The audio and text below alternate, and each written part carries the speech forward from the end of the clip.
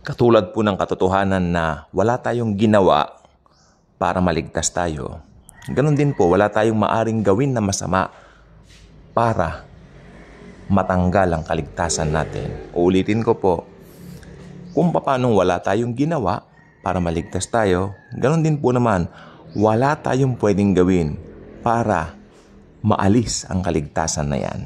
Okay, good morning po sa ating lahat. Happy Monday po, no? At ang gusto ko pong sabihin sa inyo, ang pagpunta po ng tao sa impyerno ay hindi dahil doon sa mga ginawa nilang masama. Maaring shocking ang video ito sa iba, pero paliliwanag ko po sa inyo.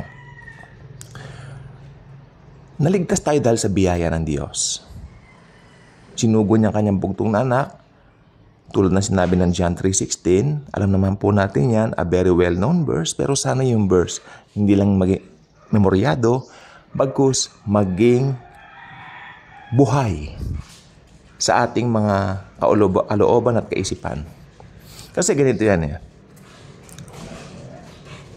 Only by the grace of God naligtas tayo. Amen? At pag naligtas ka na, Jesus will keep it until the day of redemption. Ibig sabihin nun, until the day na ma-rapture po tayo. Hanggang makasama natin siya. Siya ang mag-iingat ng salvation natin. Kasi nung ako'y bagong Kristiyano, may mga grupo akong nasalihan na sabi nila, naligtas ka sa biyaya, pero ang magkekep ng salvation mo, yung sanctification mo, ikaw ang gagawa nun. Kanya, yung sanctification daw. Parang malabo pa sa malabo yan, no? Parang hindi match doon sa pag-ibig ng Diyos. Dahil, bakit pa niya kailangan mamatay sa krus ng Kalbaryo? Kung may part ka na gagawin, hindi ba? Siya na nga eh. He's perfect. He's the perfect offering, Jesus Christ, the Lord Jesus Christ Himself. Kaya sabi ko po sa inyo, pag naligtas ang isang tao, ang tawag na sa kanya born again. Kaya meron pong mga conceptualize na iniisip ang ibang mga tao, ay born again na religion niya. It's not a religion. It's a relationship with the Lord Jesus Christ Himself. Kaya, pag born again ka na, ikaw ay bago ng nilalang. Tulad ng sinasabi ng 2 Korinto 5:17. Ito ay bagay na ginawa ng Diyos. Kututuloy mo sa 18. Ito ay mula sa Diyos. Ito ay gawa ng Diyos. Sa English, all this is from God. Wala tayong parte. So, talagang ang Panginoong Jesus lang po ang gumawa ng lahat. Yung ibang mangangaral, banat ng banat sa mga kasalanan, makasalanan ka, do this, do that, do this, don't do that, don't do this, don't do that. I mean, nakakasawa. Kapag ka ganun po ang mga narinig mo sa pulpito, hindi po ba inaantok ka, parang wala kang ganang makinig? Dahil hindi naman po yung gospel ang kanilang binabanggit sa pulpit. Ang totoo po niyan, ang nagdadala po sa impyerno sa tao, ito na po yung mas malalim na talk, real talk, na malalim. Ang nagdadala po sa impyerno sa tao ay yung sin nature. Okay?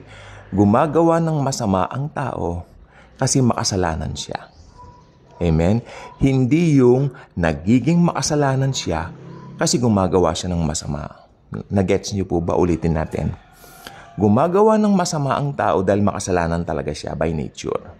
Hindi yung gumagawa siya ng kasalanan tapos nagiging masama siya. Hindi po yun. No? So, I guess, yung sin nature, nasa loob na po yan. Kailan natin nakuha ang sin nature? Simula bata pa lang po tayo. Simula pinanganak tayo may sin nature na. Pero yung mga bata na wala pang age of accountability, alam ko magiging issue ito later on sa video ito. Kaya uunahan na natin. Pag namatay ang mga bata, walang age of accountability, save po yan. Sabi kasi ni Jesus, dalhin ninyo sa akin ang mga bata sapagkat sa kanila ang kaharian ng langit, di ba? So, ganun po yun. Ang bata po, kapag ka medyo lumalaki na, ako may kapitbahay po kami dito, natutuwa sila, nagmumura yung bata. 3 taong gulang. Kaya, Yung bata po niya, nakikita mo cute na bata. Pero ang nasa likuran po niya, yan parang nasa litratong yan. Ganyan po yan. Actually, yung nasa likuran niyan ay talagang makikita mo yung work of Satan behind all of this. Yan po yung nasa larawan na yan. It's very true. Ganyan na ganyan po talaga. Batang cute pero makikita mo may diablo sa likod yan na hindi mo nakikita. Makikita mo ako sa pero hindi mo nakikita pero meron yan diablo. Sabi ko nakikita mo yung litrato, ganyan po ang ano yan. Kaya yung bata pa nagmumura na yan na conscious siya sa kasalanan. Ayan na nagkakaroon na siya ng sin consciousness. Ngayon, pag naging conscious na ang bata, pwede nang gumawa ng desisyon, pwede mo nang i-share o ibahagi ang gospel sa kanya. You can share now Jesus with him or with her. Then, they can decide whether to believe on him, his finished work on the cross. Diba? So, yun lang po gusto ko po sabihin ngayon. Walang magdadala sa impyerno sa tao ng kanyang sariling gawa. Ganun din, walang makakapunta sa langit sa kanyang sariling gawa. Wala rin makakapunta sa impyerno sa kanyang sariling gawa. Pupunta ang tao sa impyerno dahil sa sin nature na nananatili sa kanya. Sapagkat sabi po ng Roma 6, lahat ay nagkasala at walang matuwid, wala kahit isa. Amen. So doon pa lang po, maliwanag po yun. May sin nature ang tao. Pinanganak pa lang po, may sin nature na.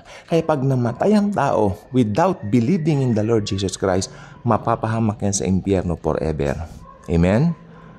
Amen. So, ganoon din po ang pupunta sa langit. Kung naniwala naman siya kay Lord Jesus, matatanggal ang kanyang sin nature at magkakaroon siya ng born again spirit. Ito mo yung born again spirit. Dito po papasok ang Holy Spirit. Mafe-filled na siya ng Holy Spirit. Kaya hindi po totoo yung mga may nangingisay-ngisay pa na pupunta sa isang lugar para tawagin daw ang Holy Spirit. No. Once na born again ka, once na tumanggap kay Jesus, nandyan na sa iyo ang Holy Spirit. Hindi mo na kailangan pang mangisay na parang nagma-Michael Jackson ka. 'Di ba? Nakakatawa po 'yun. Hindi 'yun nakaka-bless, nakakatawa, comedy po 'yun. Once tinanggap mo si Jesus, born again ka na. Hindi dahil sa anumang gawa mo, kundi dahil sa ginawa ni Lord Jesus tayo. Kaya kung hindi ka pa subscriber sa channel na ito, I invite you to do so. Click the notification bell. Share this video. Share the wonderful love of the Savior, the Lord Jesus Christ Himself. Thank you. And as always and forever, Jesus truly loves us all.